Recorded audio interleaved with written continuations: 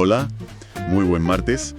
Avanza la semana y bueno, los mercados siguen ahí con ese vaivén constante, ¿no? Arriba, abajo, una volatilidad que, vamos, nos tiene a todos muy atentos. Sí, la verdad es que sí. Hoy vamos a hacer una exploración interesante. Vamos a indagar un poco en qué nos dice la historia cuando un índice tan seguido como el QQQ, el ETF que replica al Nasdaq 100, sufre una caída diaria, digamos, considerable. Nos vamos a centrar en qué sucede después de que caiga un 3% o más, en una sola jornada. Es una pregunta relevante, sí. Sobre todo en entornos movidos como el actual. Y sí, hay datos históricos, suficientes para buscar patrones o tendencias. Exacto. Nuestra misión hoy es justo esa, sumergirnos en esos datos históricos. ¿Qué suele ocurrir al día siguiente? Y si esperamos una semana, ¿cómo podemos interpretar esas bajadas así, tan abruptas? Claro. ¿Existe algún patrón recurrente o depende de otros factores? Vamos a profundizar en ese análisis. Y es importante hacerlo porque, a ver, el QQQ no es un índice cualquiera. Es el gran referente del sector tecnológico y de las empresas de crecimiento en Estados Unidos. Totalmente. Entender cómo reacciona ante estos shocks bajistas, que bueno, aunque no son diarios, sí son significativos, es vital para comprender la dinámica del mercado y quizás para tomar decisiones de inversión con más fundamento. Antes de empezar con el análisis, queremos mencionar que la realización de este contenido hoy es posible gracias al apoyo de nuestro sponsor en Argentina, Broker 360. Ujú. Si estás en Argentina o planeas viajar, tenés que conocerlos. Gestionan pólizas de seguros para todos los rubros, autos, hogar, comercio, lo que necesites. Tenés su WhatsApp, su página web y su mail en la pantalla o en la descripción para que puedas contactarlos fácilmente. Una vez más, gracias Broker 360 por apoyar la creación de este contenido. Nos encanta trabajar con ustedes. Fenomenal. Ok, vamos a desgranar esto. Para empezar, situemos bien al protagonista. ¿Qué es exactamente el QQQ para quien no lo siga tan de cerca? A ver, el QQQ, bueno, su nombre completo es Invesco QQQ Trust. Es uno de los ETFs de los fondos cotizados más grandes y más negociados del mundo. Sí. Su objetivo es replicar el rendimiento del índice Nasdaq 100. Y este índice, pues, incluye a las 100 mayores empresas no financieras que cotizan en el Nasdaq. Su característica principal es, ¡pum!, una altísima concentración en tecnología. Muchísimas, sí. Suele rondar el 60-65%. Y también tiene una presencia importante en consumo discrecional, sobre el 15-20% más o menos. Es el índice que asociamos directamente con la innovación, ¿verdad? Con el crecimiento, con compañías que invierten fuerte en I+D, mucho más que la media del S&P 500, según dicen los datos. Exacto. Por eso ha dado rentabilidades anualizadas muy altas en la última década, superando el 20% en algunos periodos. Pero claro, esa misma composición lo hace especialmente volátil, ¿no es así? Efectivamente. Su perfil de compañías de alto crecimiento y en general una beta elevada, o sea, su tendencia a amplificar los movimientos del mercado, para bien y para mal, lo hace muy sensible a cambios. Claro. Cambios en factores clave como los tipos de interés o la percepción del riesgo de los inversores. Por eso no es raro ver en el QQQ caídas porcentuales más bruscas que en índices más amplios, como el S&P 500. Ujú. Y precisamente por eso nos fijamos hoy en esas caídas diarias del 3% o más. No es algo de todos los días. En análisis cuantitativo se considera un evento de cola. Una desviación significativa, vamos. Entendido. Una caída del 3% en un día es una señal de alerta. ¿Y cómo vamos a estructurar el análisis de la reacción posterior? ¿Qué horizontes temporales se suelen mirar? Pues mira, el análisis histórico que manejamos se centra en 3 momentos clave después de esa caída del 3% o más que llamaremos día cero, ¿vale? Día cero, vale. Primero, se mira el comportamiento el día justo después, el día +1, para ver si sigue la presión vendedora o si hay un rebote ya. Inmediato. Eso es. Segundo, se mira el rendimiento acumulado 5 días hábiles después, D+5. Más o menos una semana, para evaluar una posible reacción táctica, un rebote a corto plazo. Ajá. Y tercero, se amplía el foco a 20 días hábiles después, D+20, que es más o menos un mes de negociación. Ahí se intenta ver si esa caída fue algo aislado o marcó el inicio de algo más gordo, ¿sabes? Una corrección, un cambio de tendencia. Perfecto. Clarísimo. Empecemos por el plazo más inmediato, el día +1. Intuitivamente, Muchos podrían pensar que una caída tan fuerte es una oportunidad clara de compra. Comprar barato al cierre de ese día de pánico. La tentación está ahí, sí. Pero aquí es donde, como decías, se pone realmente interesante. ¿Qué revela el análisis histórico sobre el comportamiento justo al día siguiente? Pues los datos históricos, la verdad, tienden a contradecir esa primera intuición de lanzarse a comprar ya. Lo que se observa de forma bastante consistente es un fenómeno que, bueno, podríamos llamar inercia negativa. Inercia negativa. Suena mal. Sí, suena a lo que es. Significa que después de una caída diaria tan pronunciada, como un 3% o más, es más probable que el índice siga cayendo al día siguiente, en lugar de rebotar. ¿Y qué tan fuerte es esa tendencia? ¿Hablamos de una ligera inclinación o de algo más sólido estadísticamente? Es una tendencia bastante sólida, la verdad. Los estudios que analizan datos históricos, incluyendo periodos recientes con mucha volatilidad, muestran que el QQQ registró pérdidas adicionales el día +1, en un porcentaje que varía un poco según el estudio y el periodo, pero que está entre el 60% y el 75% de las veces. ¡Ostras! O sea que 6 o incluso 7 de cada 10 veces que el QQQ tiene un día muy malo, menos 3% o peor, al día siguiente vuelve a cerrar en negativo. Exacto. Es curioso cómo la psicología del comprar barato choca de frente con esta estadística en el plazo inmediato. Totalmente. El pánico o la presión vendedora a menudo tienen más recorrido del que uno esperaría, así impulsivamente. Y no solo la probabilidad está en contra del rebote inmediato, sino que el retorno promedio esperado para ese día +1 también es negativo. Ah, encima. Sí, los análisis lo sitúan en un rango aproximado que va del menos 0,5% al menos 1,5%. Lo fascinante aquí es eso, cómo la evidencia empírica sugiere fuerte que esa estrategia impulsiva de comprar justo al cierre del día de la gran caída, pues no suele ser la más rentable. Ya. Parece que la presión vendedora necesita como mínimo unas 24 horas más para empezar a disiparse de forma significativa. Mensaje recibido. Paciencia, al menos las primeras 24 horas tras el batacazo. Pero ampliemos el foco. ¿Qué ocurre si damos un poco más de margen?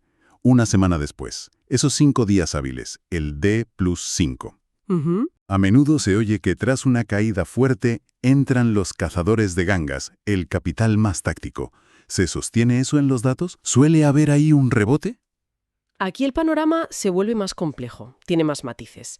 Sí existe la posibilidad de lo que se llama un rebote técnico a 5 días, o sea que el rendimiento acumulado desde el cierre del día 0 hasta el cierre del día +5 sea positivo. ¿Vale? Sin embargo, la probabilidad de que este rebote ocurra y su fuerza no son aleatorias, dependen bastante de cómo se produjo esa caída inicial del 3% en el día 0. ¿A qué te refieres con cómo se produjo?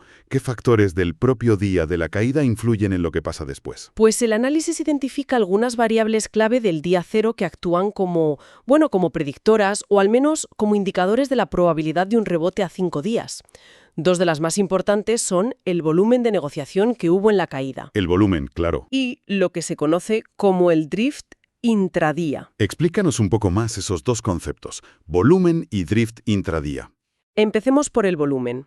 Si esa caída del 3% o más ocurre con un volumen de negociación extraordinariamente alto, por poner un ejemplo que citan algunos análisis, un día con 97 millones de acciones del QQQ negociadas, muy por encima de la media. Una barbaridad. Exacto.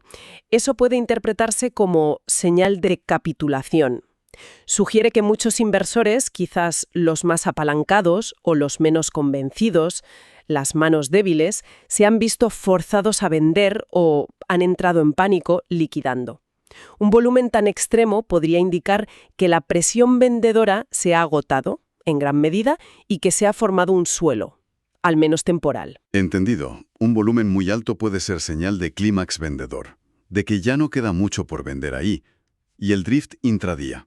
¿Qué mide exactamente? El drift intradía mide simplemente la diferencia entre el precio de apertura y el precio de cierre de ese mismo día, 0, el día de la caída fuerte. Hay dos escenarios principales. Imagina que el QQQ abre la sesión muy abajo con un fuerte gap down. Sí, un hueco a la baja. Es una apertura mucho más baja que el cierre anterior. Pero durante el día consigue recuperar terreno y cierra bastante por encima de ese mínimo inicial, aunque siga estando en negativo respecto al día previo. Eso sería un drift positivo. Open to close positivo. Ajá. Sugiere que a pesar del pánico inicial en la apertura, apareció demanda durante el día que fue capaz de absorber parte de la venta. De hecho, en observaciones de caídas recientes se ha visto que esto pasaba en cerca de la mitad de los casos, con una ganancia media intradía, de apertura a cierre. ¿Y el escenario contrario? Si abre a la baja y la caída se acentúa durante la sesión. Ese sería un drift negativo. Indica que el índice abrió bajo y la presión vendedora continuó o incluso se intensificó a lo largo del día, cerrando cerca de los mínimos. Mala señal. Sí. Sugiere una distribución más sostenida, que los vendedores tuvieron el control todo el día. Un drift negativo en el día cero es una señal considerablemente peor para la expectativa de un rebote en los siguientes 5 días. O sea que... Por lo tanto, al evaluar la probabilidad de un rebote táctico a D+5, no basta con mirar cuánto cayó. Es útil ver si vino con volumen extremo, posible capitulación, y si el precio mostró cierta fuerza interna, drift positivo, o al revés, debilidad persistente, drift negativo. Para quienes encuentren útil este análisis que estamos compartiendo hoy, les invitamos a suscribirse al canal, dejar un like y, si lo desean, comentar qué otros temas o análisis les gustaría que abordáramos en futuras exploraciones. Eso es. En la descripción de este contenido van a encontrar 2 enlaces importantes. Uno a nuestro patrocinador Broker360 y otro a PayPal por si alguien desea apoyar este proyecto. Cualquier aportación ayuda mucho a que sigamos creando contenido como este. Solo pedimos el importe equivalente a un café. Gracias por ese apoyo. Muy bien. Continuamos. Hemos visto la reacción probable el día +1 negativa en general y los matices para un posible rebote a 5 días, que depende del volumen y el drift. Pero vayamos más allá. ¿Qué pasa si ampliamos la perspectiva a un mes vista? Unos 20 días hábiles, D+20. ¿Nos ayuda este plazo a discernir si esa caída inicial del 3% fue simplemente ruido de mercado o si marcó el inicio de algo más estructural, una corrección más seria? En definitiva, ¿qué significado tiene esa caída en un contexto más amplio? Para responder a esa pregunta, ¿fue algo transitorio, un simple reset dentro de una tendencia alcista o realmente cambió la dinámica del mercado a medio plazo? Y ahí entra... Y aquí es donde el análisis histórico revela un factor absolutamente crucial: el impacto de los diferentes regímenes macroeconómicos. Regímenes macroeconómicos. Suena algo determinante. Y lo es muchísimo. El comportamiento del QQQ después de una fuerte caída no sucede en el vacío, ¿sabes?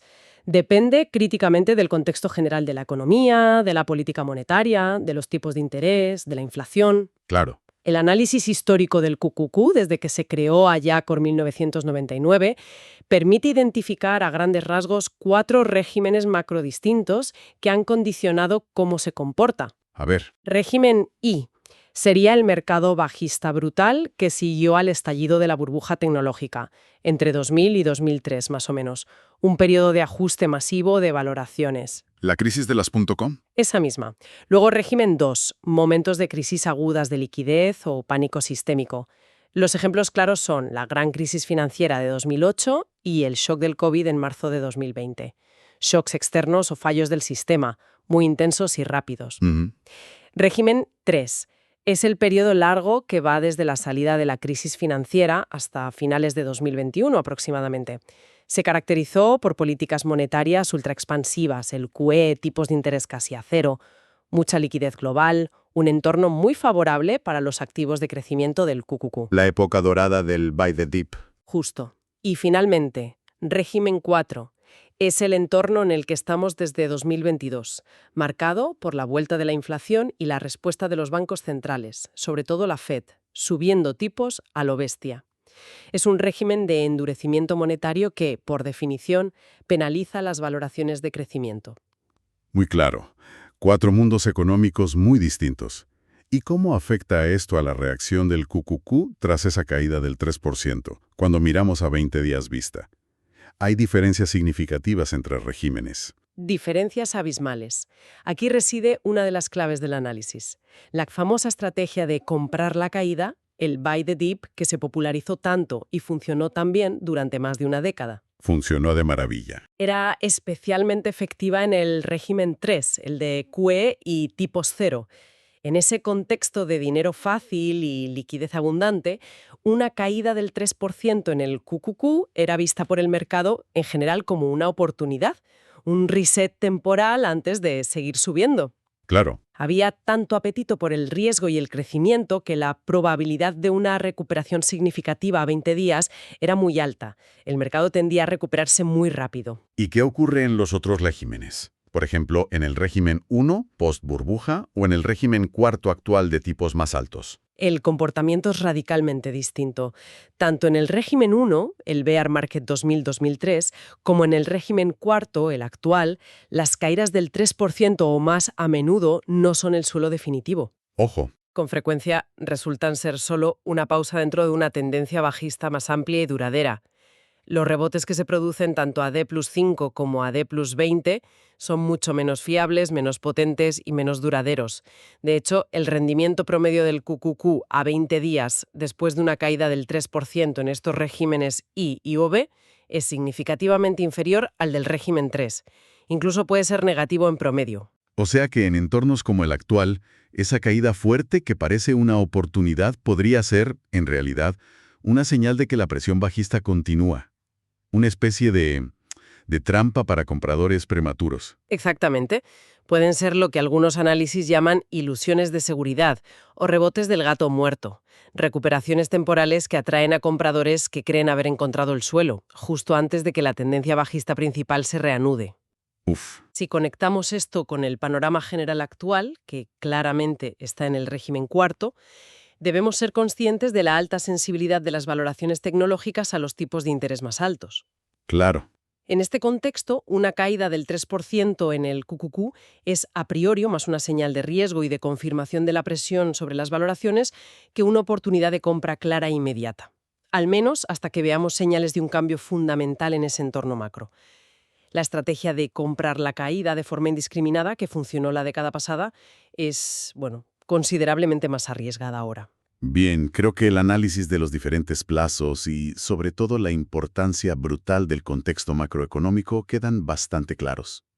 Si tuviéramos que sintetizar las claves prácticas que salen de este análisis histórico para alguien que observe hoy una caída fuerte en el QQQ, ¿cuáles serían? Podríamos resumirlo en 3 puntos clave, basados en la evidencia histórica que hemos comentado. Vale.